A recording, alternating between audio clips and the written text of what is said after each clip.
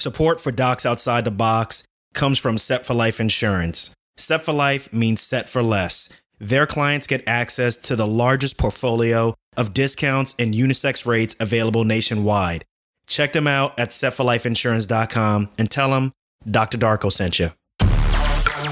Welcome to Docs Outside the Box podcast. This is your official show, looking inside the minds of cutting-edge and innovative doctors. Think you'll find these stories in any medical textbook? Sorry. You're getting real life insight from men and women pushing the envelope beyond medicine.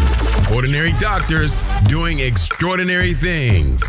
Let's start now with your host, Dr. Darko. Hey docs, are you looking to learn how to become a physician leader? Then Physician CEO is for you. Physician CEO is an accelerated business immersion program designed for physicians and developed by MBA faculty from the Kellogg School of Management at Northwestern University.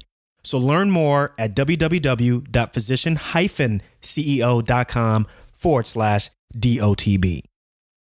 What's good, everyone? Welcome back to another episode of Docs Outside the Box. This is the first actual interview of 2019, and I'm mad excited about that. But before we get to that, if you've been following me on Instagram, if you've been following me on any form of social media, you have probably noticed that I've changed some things out.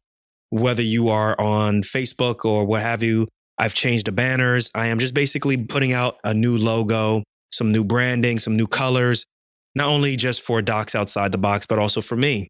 And I am going all in. It's literally, I'm at the casino. I'm taking all my chips and I'm pushing them all into the center. And I am betting on what I can bring to Docs Outside the Box as my own personal brand, as well as continuing to still do the podcast. You know, I've learned a lot from all the different people that I've interviewed on the show. My major problem was I wasn't taking action. So I'm listening to all of these people, literally having this voice/audio learning laboratory, but not really taking any action just for so many different reasons. One of them being fear. So I finally said, to heck with that. Let's get it started. Let's go. Boom. I actually started doing branding literally in the middle of last year, but just haven't come out for obvious reasons. But now I don't feel like waiting anymore. I'm ready to do this. So that means no more resolutions. This is all about results. And that is actually my theme for the upcoming year. If you went on to Instagram, you saw that I had some new branding photos, as well as what my theme of the year is going to be. If you've been following the show for a while, you know that every year between me and my wife, we put out what our theme of the year is going to be. Last year, we put out our theme as the year of unity. We basically tried to do everything we could to help each other out in our respective businesses. And it was really successful. And we will have a podcast episode talking about that and how successful or where we failed at in that regards. Now, on to this episode. I'm really, really excited to talk to you about this next episode. My next guest is coming all the way from the UK. So just like we are upping the ante on branding, we are upping the ante on the guests. And he is making quite the name for himself for being a doc outside the box. Now, he is trained not only as a general practice doc, but also in emergency medicine. And what makes him a doc outside the box, what makes him really interesting, is that he's also an expert in culinary medicine. So as you know, that is a growing field where we are using basically food as medicine. His name is Dr. Rupy Aujla, and his aim is to become the leading voice in how nutrition can both heal as well as improve health. Now, his philosophy is to use food, to use cultural diversity, as well as lifestyle medicine to help people enjoy and live happier lives. I'm definitely all for that. Now, before we talk about how great his life is, one thing that we need to talk about really quickly is that his life wasn't always the picture of health. As a matter of fact, while in medical school, while training, he suffered from a health affliction that you will hear about on this show. And he literally found himself one day suffering from something, and then the next day literally sitting next to the patients that he was just taking care of earlier. And this set him down a path of discovering how to be healthier the natural way, not just because he wanted to be, but literally because his life depended on it. So he's got multiple things going on right now. He's got a book called The Doctor's Kitchen, which you can find on Amazon.com. That will be in the show notes. He live streams on Facebook as well as on Instagram. He's been on multiple TV shows in the UK, and he's become a bit of a TV personality. I mean, he literally is working his way up the arc. I think he's literally going to be the UK version of Dr. Oz. But today he's going to be the guest on my show, and he's going to let us know about what it's like to live the life of the doctor's kitchen. So this is going to be a great episode. I want you all to keep up some notes. We're going to learn about his life. We're going to learn about how to have healthy living, particularly for busy professionals such as yourself. And without further ado, I present Dr. Rupy Aujla. Dr. Rupy Aujla, all the way from the UK. Thanks for joining us on Docs Outside the Box, man. Appreciate it. Of course, mate. I'm happy to be here. Yeah, man. I'm really excited to have you here. Obviously, with what you're doing with outside of the hospital is really amazing, particularly with culinary medicine, with lifestyle medicine is really phenomenal. But also at the same time, I mean, you're honestly like a TV personality. You're all over the webs and so forth. So just wanted to talk to you about this kind of life that you have. But before we get into all of that, can we learn a little bit about your past? Let's take it all the way to learning about Dr. Rupy as like a fifth grader, sixth grader. Who was he? Sure, yeah. You're going to have to define exactly what you mean by a fifth grader, because I'm from the UK. We have different schooling system. How old would I be? Okay, the fifth grade, you'd be about 10 years old. Oh, okay, fine. Yeah, I got you. So we would regard that over here as just going into secondary school, where you have like a good 7 or 8 years of core schooling. We have some exams called GCSEs, then we have A-levels, and that's kind of like setting you on a path as to what you want to do at university. And I suppose as a 10-year-old, I probably would have been gearing up for those exams in like 3 or 4 years' time. My background is from an Indian background, and obviously schooling and education is a very big part of our culture. And whilst there wasn't excessive pressures, there was certainly an expectation for me to do well and to excel in school and put the effort in. My parents actually didn't want me to go into medicine, funnily enough. Really? Yeah, which is unusual for an Indian family. They actually wanted me to go into business or something that could actually put me in good standing financially, because they realized, medicine in the UK is probably not like that in the US, but certainly in the UK, it's very long hours and it's not paid well, even at the top. Unless you're really right at the top of your game, it's unlikely to pay very well compared to the amount of money and financial stability you can achieve in other industries and other areas of work. So yes, it was probably like working towards those exams and stuff. My first sort of realization that I would go into medicine was actually when my mum got ill, allergic. She used to suffer from idiopathic anaphylaxis, which is most form allergy and blood pressure drops and stuff. And she'd have to have an EpiPen with her at all times. And after seeing a whole bunch of immunologists, she decided to take matters in her own hands and start a diet and lifestyle approach to trying to figure out what was going on. And I watched her as like a 11 or 12-year-old, I must have been at the time, come off all medications and really like surprise everyone around her. And that's kind of when, I realized I liked medicine. I liked, the whole purpose and the whole process of trying to figure out what was wrong with someone and making them feel better. Yeah. And that's kind of what inspired me to go to medicine in the first place, actually, very much against what my parents wanted from me initially. So then did that cause a lot of angst, or was there a lot of issues when you decided and told them that you were going to go into medicine, or did they just support you? Oh, they were very supportive. They knew that I'd made the decision and I was definitely going to, go for medicine and just see how it was. It's a 6-year degree. It was something I was super excited about. I worked hard. I got a place in medical school. These are things that they were always going to be proud of. But yeah, it was an interesting time around that period of my life, actually, going to medical school. You learn a lot about yourself when you move out of home and you start medical school. It was really good. So let's fast forward a little bit, because you actually learned even more about yourself internally, or I guess the equivalent of being a resident. Can you talk about that? And that kind of was like the genesis for you kind of heading down this path of healthy living. Let's hear it. Yeah. So we call the first 2 years after qualification from medical school, foundation years 1 and 2. And these are rotations where, for example, I was in respiratory medicine, I did urology, I did a bit of psychiatry.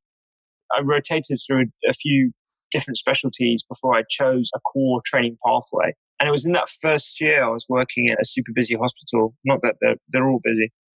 And I was like 3 months into the job, I wasn't overweight or anything. There was nothing particularly unhealthy about myself. I was 24 years old at the time, but I was super stressed, poor sleep, poor diet, just learning the ropes of what it's like to be a young doctor. And I started suffering from paroxysmal atrial fibrillation episodes. Wow. I'd be going at 180 to 200 beats per minute. The first time I actually had an episode was when I was working, and my boss actually took me off the floor and took my bleep. And when he saw the ECG, I was like amongst the patients that I've been seeing. Yes, I heard that they put you in the bed right next to this person that you were treating earlier, right? Yeah, exactly. Yeah. It's funny now to think back on it.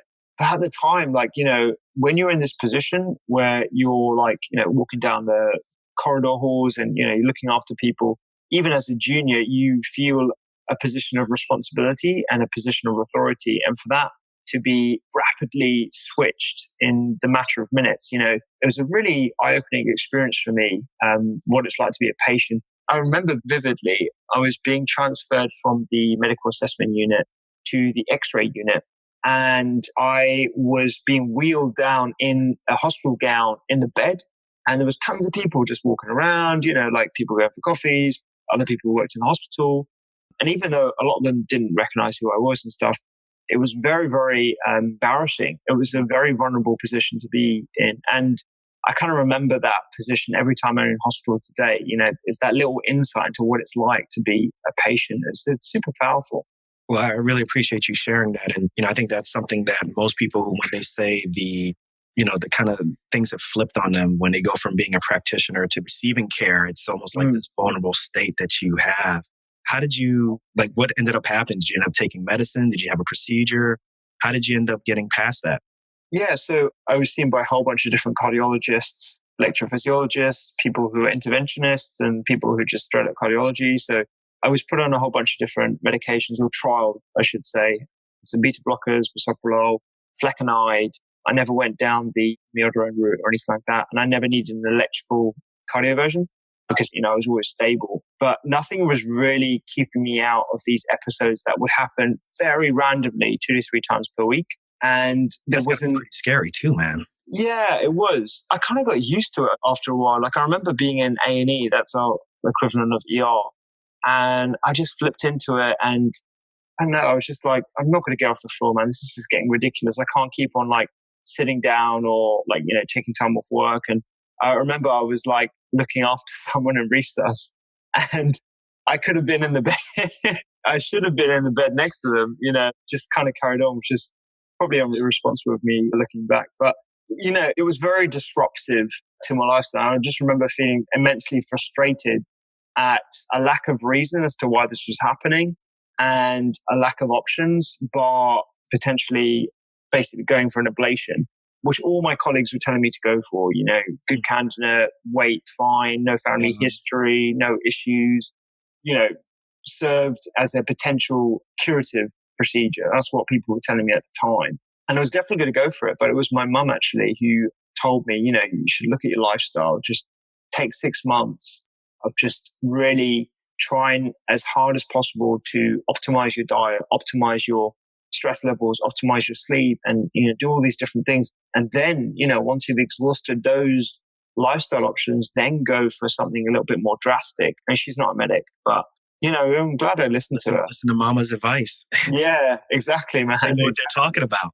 Yeah, I think intuitively she could tell that it was going to have an impact. And not that it was related to her own condition or anything, but certainly it's that kind of common sense approach that I think sometimes is beaten out of us as doctors. I don't know what it's like in the US, but certainly in the UK, we are very algorithmic these days. We follow the guidelines. Yeah, it's prevalent here too.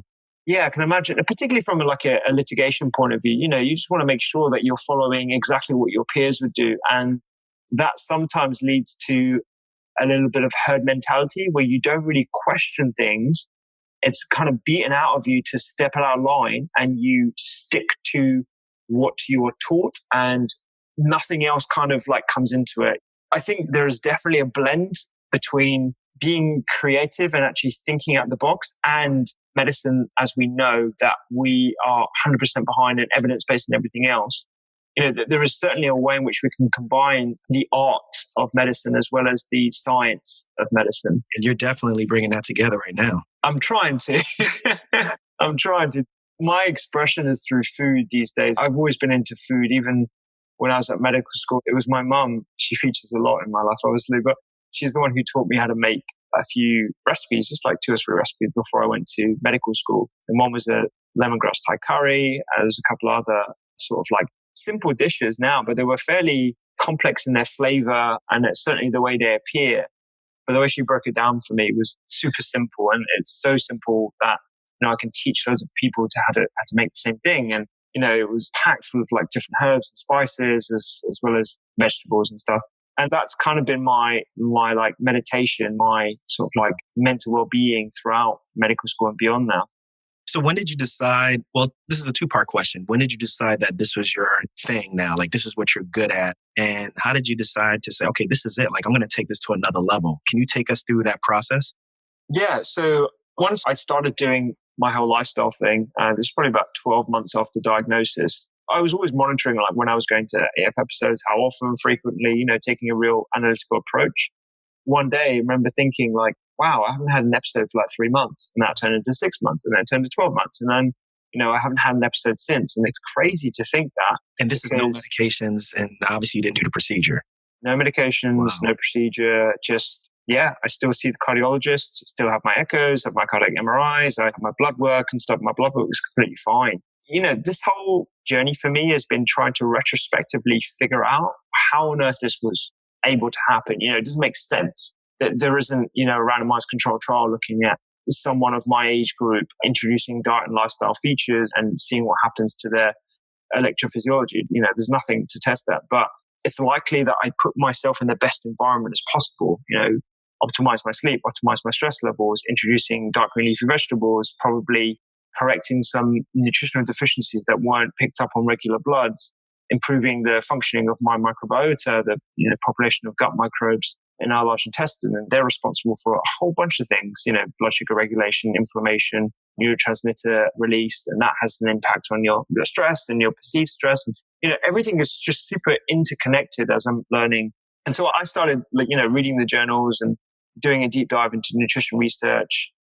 And by virtue of that, when I was in clinic and I started training as a general practitioner, which is family medicine, I suppose, in the US, I just started having more open, honest conversations with my patients and writing down recipes for them and talking to them about, the impact of weight optimization, but taking a real food approach rather than just measuring their weight and saying that, they have to lose 5 kilos or however much that is in pounds. I'd be talking to them about what are they eating? What are you having for breakfast? Where are the refined carbohydrates coming from? Can we replace those with something else? What do you like to eat?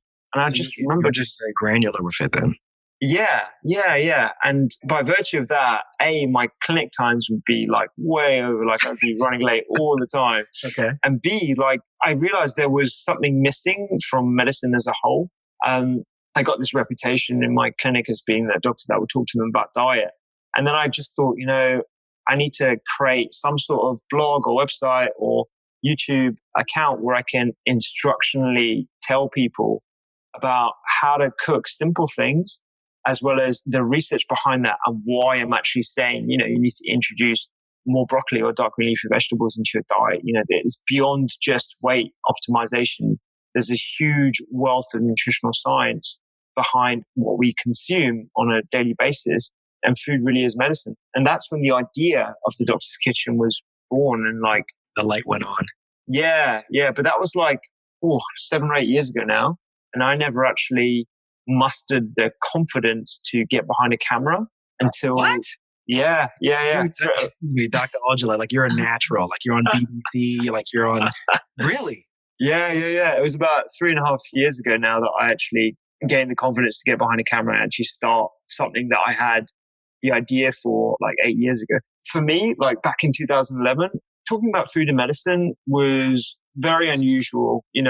Instagram wasn't out then. Facebook had only just started kicking off in the UK, at least amongst the general population. Social media and the number of doctors talking about lifestyle medicine was very, very small. So back then, I probably would have been perceived as pretty controversial despite the evidence base that I was presenting. And now it seems kind of like, everyone kind of knows about it. But back then, I don't know, it may have been the perfect time, but I'm kind of glad I started it when I did, because I started it with real confidence. I spoke to a lot of my colleagues about it, both senior and junior, and they were always super enthusiastic about what I was planning on doing. But I didn't hit play until, 2015. Wow. And then obviously you hit play, you started recording your YouTube videos, you had your website, and it kind of took off, didn't it? Yeah. I was actually working in emergency medicine in Australia back then. That's my favorite city, by the way. Oh, it's amazing. Where about did you used to live there, or you visited? Me and my wife went there for our wedding honeymoon. And nice. Did Australia, New Zealand, and Bali. But out of all the cities, Sydney by far was my favorite.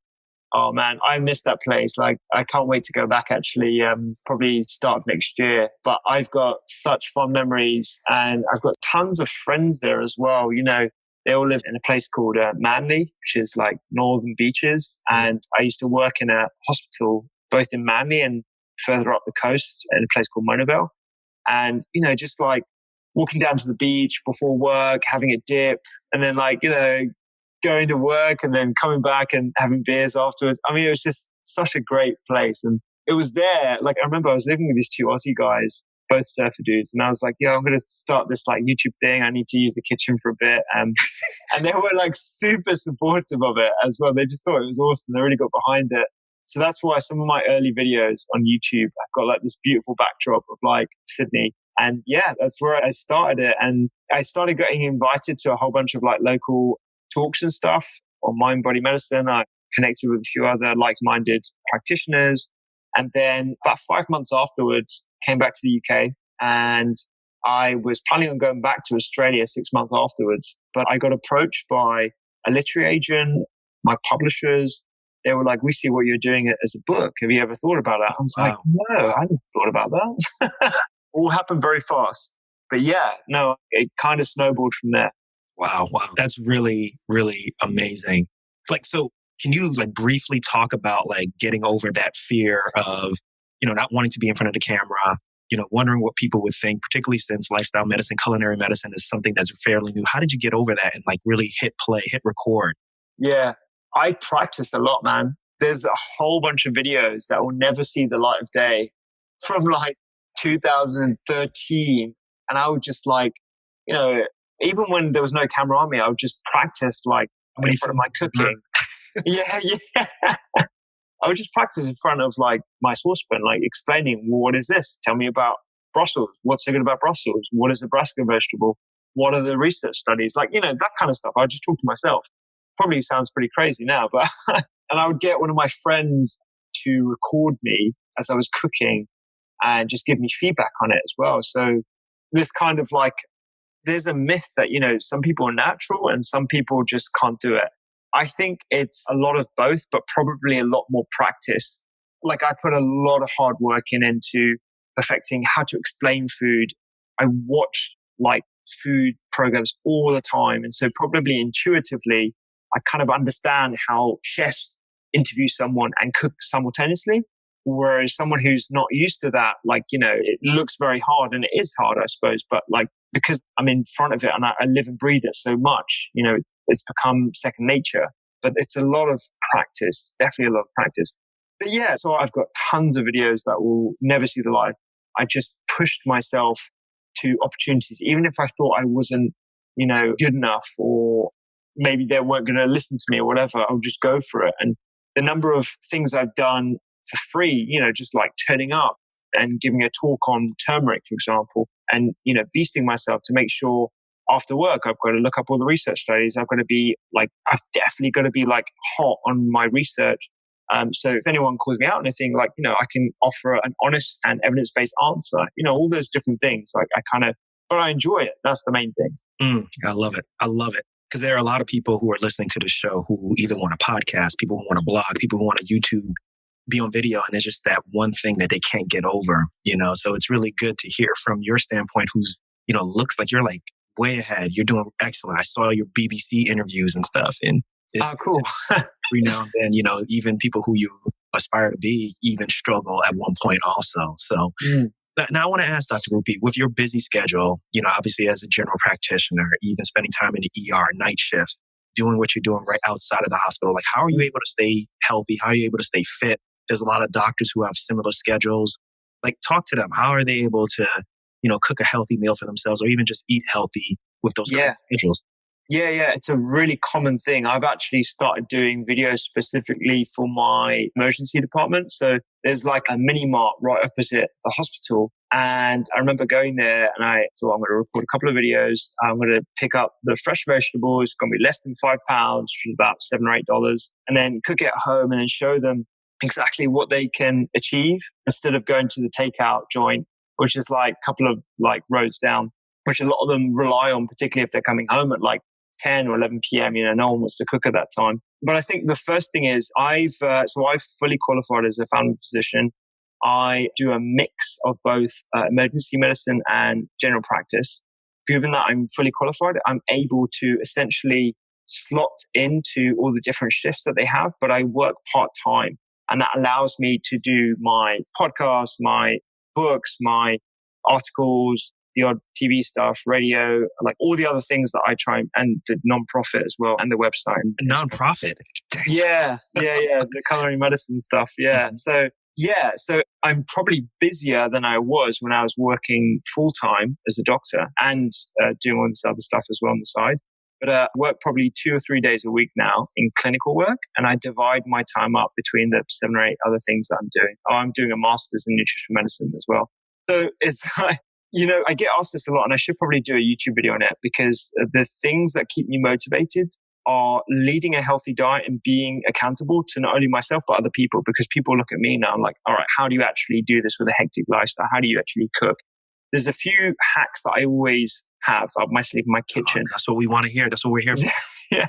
My kitchen is always stocked with staples that I can cook meals from within 5 to 10 minutes with minimal waste.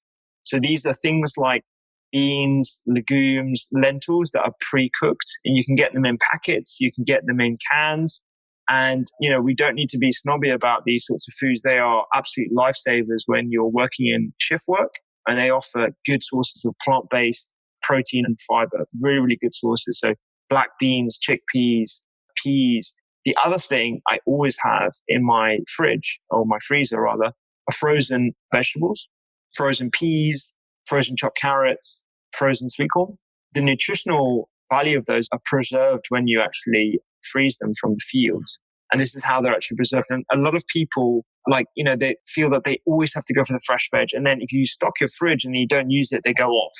So these are lifesavers, man. When you're working 12-hour shifts and you come home, the easiest thing for you might be a pizza, or is actually if you spend 5 to 10 minutes in the kitchen, you use your frozen veg, you use your staples, then you're good to go. The other thing is good quality dry goods. So most people have the refined white pastas, the refined white rice and stuff. If you just make those swaps to the whole grain stuff, and there's actually some really interesting bean-based pastas these days. So they're made out of edamame or mung beans and stuff like that, with nothing else apart from water and beans. And they are absolutely fantastic. The taste is great. They add a lot more protein and fiber to your meals. They're very satiating as well. So I always have those. I think that when you've got those 3 plus a really good spice cabinet, you can be very experimental with just a few things, and it can add a lot of nutrient density to your daily diet. Another thing that I'm doing with the new book that's coming out in April, 1 Pan Breakfast. This is the Doctor's Kitchen, Eat to Beat Illness, correct? Yes. Yeah, that is. Illness, coming out April 2019. Yeah. And it's actually going to be in America, and there's going to be an American version, I believe, in May. I've still got to wait to hear when that's going to drop off. But yeah, the new book is an evolution from the first one, in that I'm basically applying the principles of healthy eating and living to different parts of the body and different conditions. So in each chapter, I'll be talking about things like brain health. There's a whole chapter on brain health and how what we eat and the nutritional densities can improve the functioning of our brain and reduce the incidence of dementia, and all the research studies look at that. And do the same dive for skin health, eye health, immunity, inflammation. What does inflammation mean? Why is everyone trying to remove inflammation? Actually, when you break it down into the process, we need inflammation, as you know, for stress, resilience, and infection control. It's the imbalance of inflammation and this slow, low-grade meta-inflammation that is related to some of the commonest lifestyle-related diseases that we're seeing in the modern world. So blood pressure, cardiovascular disease, stroke, and etc. So it's really giving the average consumer an idea of how important your food and your lifestyle is and relating it to things that they have heard of already. So I'm really excited about it. And obviously it's complemented with like 85 plus recipes that I've created. And yes, so as I was saying, so there's a breakfast section and I've done £1 breakfast. And the breakfast will be things like you just get £1, you put it on medium heat, you add onions, some beans, some herbs, a little bit of spinach, and then you cook that in a little bit of really good quality olive oil on a medium heat. And then you move it to one side. And if you're vegan, you could crumble some marinated tofu in it, or want to have a little bit of quality fat, you crack an egg in it and you cover it, you put that to one side, 2 minutes, done. And that's like your breakfast done. And, these are breakfasts that I will do before I go to work in emergency. It'll take me like 10 minutes, minimum cleanup, and that will keep you going as well. Oh, I love it. I love it. So Dr. Rupy, what do your colleagues think about everything that you're doing? Are they generally supportive? Are there any detractors? Talk to us about that. It's really funny. So I pressed play on October 8, 2015. I remember I launched the Instagram, the Facebook, my website. I put a big post out on Facebook to all my friends. And then I was in Sydney. I literally jumped on a plane and I went to Japan. And I took 6 days off. And I was so worried about what my colleagues would think and have I made myself out to be a massive clown and all this kind of stuff. And I got to Japan. I had the most number of messages on my phone. All my friends just like, I can't believe you've done this. This is great. We love it. We love the videos. It's going to be so good. All this, really, really good love. And there was some of my friends had even done a spoof of the intro to my YouTube video. If you see it on YouTube, there's a blackboard and I write the doctor's kitchen on it. And then I put a whole bunch of vegetables around it and stuff. It's the standard intro that I made myself with a tripod. And no, it was actually a selfie stick and I shoved it in the cupboard and yeah. And, you mean the intro that's in the beginning of your videos, what you described? You did that? Yeah, I did that. Yeah. Oh, man, I thought it was professionally done, man. No, that's all very homemade. It's all very homemade. It was done on an iPhone 4. And as a selfie stick. I remember I got this thing from Amazon. It was this little tripod thing. It was about $10 or so. And I attached that to the selfie stick. I shoved the selfie stick in the cupboard and I wedged it in between some plates or something. So it comes down straight onto the board. And then I sped up the image on iMovie. I don't even have Final Cut, man. I just do iMovie. Hey. And hey, you're slumming. It's all good though. Yeah. So my friends did a spoof of that and they put wine and cheese and red meat and stuff. They'd already done one of those and a whole bunch of other funny stuff, just taking the piss out of me. And it was super funny, man. I loved it. It was great. It was really, really good to get the positive response from not only my most immediate colleagues, but my senior colleagues as well. Some of my bosses in A&E were just we love this. This is awesome. You should definitely do it. I'm interested in this stuff. We don't get taught nutrition at medical school. We don't know enough about it. So, you're doing a really good thing and, just keep true to your mission. And the mission's been the same now for ages. It's helping people live healthier, happier lives using food and lifestyle medicine. And that's it. That's everything that I want to do going forward with the Doctor's Kitchen. I love it. I love that. Now, look, you just mentioned a nonprofit. Obviously, you Facebook, Instagram, everything on social media. You're on the BBC, man. Yeah. Everything that you got, you already have a book out. You have another one coming out next year. You're balancing a lot of different things. Where do you see the Doctor's Kitchen? Where do you see you, Dr. Rupy? Where do you see all of this going in the next 3 to 5 years? It's something I'm actually trying to figure out day by day. I never really intended for it to be, a book and stuff. I just thought it would just be a kooky little account where I can direct some of my patients to if they need a little bit of help with food or they need a little bit of inspiration or motivation. It was never really to go for a book and try and put myself in a position where I can potentially influence the next generation of doctors and health professionals to appreciate food and its utility in clinical medicine. So the first thing is the nonprofit that I started about a year ago now called Culinary Medicine UK. And essentially it's based on the content that you guys in the US have already been doing for about 6 or 7 years now. So down in Tulane, New Orleans, they have a medical school. And they started their culinary medicine program where they teach their medical students how to cook as well as the foundation of nutrition. They get them to watch some lectures. They get them in the kitchen alongside culinary students and dietetic students. They teach them recipes and they have a discussion about how they can apply this to their hospital work and all this kind of stuff. Amazing work, amazing work. There's a guy, Dr. Tim Harlan, who's a board certified internist. And I reached out to him about a year and a half, 2 years ago now. And I was like, hey, I love what you're doing in the US. We need that here in the UK. Like, let's try and work something out. And so he essentially allowed me to use the materials they have for a fee. They only work with universities. So me coming as an individual was very unusual for them. And I got the materials updated for a UK audience. So they refer to UK guidelines, which is a huge amount of work. And I got it accredited with our Royal College of General Practitioners. And we set up a nonprofit. I got a few other volunteers who are a mixture of dietitians and doctors and people who just love like kind of what I do on social media and stuff. So I just reached out to my following and was like, look, I need help with this. Who wants to come and join me? And we started teaching doctors this content. So we had our first event earlier this year at one of the best culinary schools in London, Westminster Kingsway. And we also went to Bristol in July and we taught 10 medical students this 4-week intensive sort of like nutrition and cooking modules. Like there's about 8 modules or so. And it was great. The feedback's been phenomenal. We're going to try and get some funding from a few philanthropists and try and grow this in the UK. So every medical student in the UK has this as part of their compulsory training. Oh, wow. Yeah. So every doctor is going to be able to like do what I do basically. Like I don't want to be like the one-off doctor that knows how to cook and can understand nutrition. Like every patient deserves a doctor that can talk confidently about food and medicine. And I think if we were able to do that in the UK, we'd be looking at a much healthier population. So to answer your question, you know, what I see in the next 5 years is me having achieved that goal. I love it. I love it. Any thoughts of coming to the United States, maybe? Yeah. So I'm over quite a bit. Making it big here? Yeah. I'm over quite a bit. I mean, Tulane's doing a great job over there already, licensing their course to a whole bunch of American universities. I will be over probably to promote the second book, hopefully, over the West Coast and across the country, hopefully. I have my godsons live down in Miami with obviously my best friend and his wife. So I go to Miami quite a bit, which isn't a bad thing. That's a good excuse to go to Miami.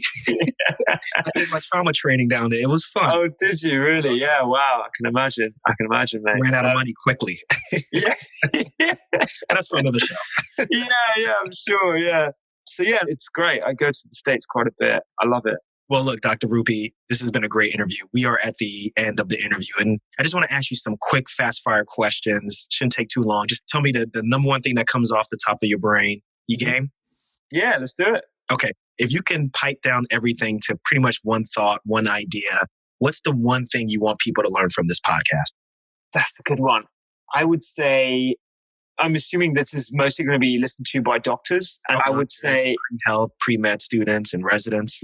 Yeah, I would say do some reading on the Mediterranean diet and look into nutrition, man, because nutrition is a clinical tool that we should all have in our toolbox. We as doctors should be educated in nutrition. And if we haven't been educated up to this point, which is the vast majority of us, we need to start taking action and educating ourselves. Mic drop. That was a great answer. So knowing what you know right now, what kind of advice would you have given to yourself as a pre-med? Now, I know I don't understand the classifications in England a little bit better, but basically before you entered into medical school, what kind of advice would you have given yourself? I would say definitely pick up some nutrition journals and read the Leonhardt study, the ProMed study, and EPIC studies. The EPIC's the UK one, because there's some pretty awesome stuff to glean from the nutrition information there. And that will start you on a journey that will perpetuate itself going forward, and it'll always stick with you in the back of your head. What's a personal habit that has helped you to be either more successful or just a doc outside the box? I would say gratitude for sure, man. I love it. Absolutely right about that one. Yeah, like there's, by virtue of us living and having qualifications and the opportunity to go to university and be healthy, even if we're not as healthy as we can be, we are so incredibly lucky, and every day is a blessing, man. And I try and remind myself of that as much as possible, because it's very, very easy to forget it. There's a really amazing lecture by David Foster Wallace, I think it is, called This is Water. It was a graduation speech. It's only about 20 minutes long, but it kind of sums up, I think, a lot of what modern life is like and how easy it is to forget the most beautiful things that we see on a daily basis. I'm guilty of getting annoyed and getting sucked into thinking in a negative way, like every single day. I'm sure that happens to me every single day. But it's the process of reminding yourself of how to be grateful and being grateful for all the small things in life that we would otherwise pass by. That kind of perpetuates me on my journey for what I'm still trying to figure out myself. I love that answer. Thank you so much for sharing that. No worries, man. Name a famous figure, someone that you admire, that you would like to trade places with for at least 24 hours. Oh, wow. That's a really good one, dude. Who would I want to trade places with for 24 hours? These questions always get me because, yeah, and I think it's like testament to how into my own self I am that I'm actually not looking at other people and stuff. I mean, yeah, Elon Musk. Back to gratitude, though, also. Yeah, I think it does, man. I think it really does, because I'm so grateful for being me. I would never want to trade places with anyone. I would want to just better myself as much as possible, with the byproduct of bettering people around me as well. I mean, out of interest, I think it would be amazing to find out like what being in the head of someone like Gary Vee would be like. He's a very like flamboyant, like, brash character, and some people love him, some people hate him. I've come across some of his work and sayings and stuff, and it just really does speak to me in a very aggressive way. Pushes you to carry on and stuff. I don't agree with everything he says, but I wouldn't mind being like in his mindset for like 24 hours and just seeing what it's like. What it's actually like being Gary Vee. How many YouTube videos do you think you could make after watching that, right? I know, right? Yeah. You could do so many. Crazy. Hey, I appreciate you being real with that answer. Love it. Of course. What's one life hack or technology, something on your cell phone, anything that you use to make your life easier? Sleep, for sure, man. It's the technology. It's the reset button. It is the psychological pillow, for want of a better word, that we don't use enough of, man. Like, there's so many phenomenal things that happen to you. It regenerates your brain. It removes all the debris that can lead to cognitive dysfunction the next day. The more I learn about sleep, the more fascinated I am, and the more I want to go to bed and just have like a really good, refreshing night's sleep, because how powerful that is, something that we all have access to. How powerful it is incredible. And it's better than any app on your phone. It's better than any sort of gadget. It's better than any car.